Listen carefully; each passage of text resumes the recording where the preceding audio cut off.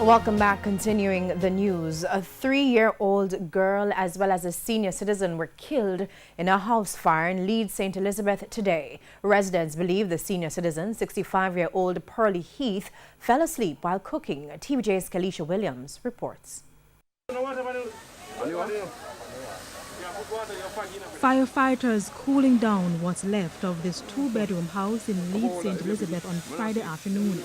Residents gathered to get a glimpse of the action.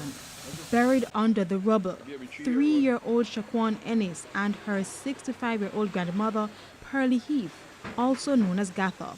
Can't believe. It's a wicked sign.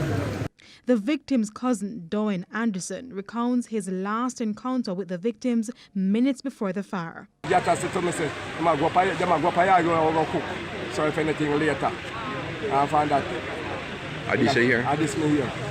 Don't I they are cut on me, so me here, fire. We run come up, we drop down so 2 times before me catch up. When I come up here now, I slippers, the baby slippers, and the Pearlie Heath slippers, me put on and step this up. Those sandals, the only items the victims left behind.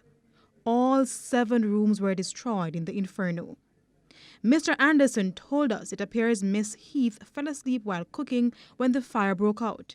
But firefighters said more investigation is needed before that can be determined. Maybe somebody were cooking or something like that. We don't want to draw the conclusion, but it's possibility based on what we have seen. Kalisha Williams, TVJ News.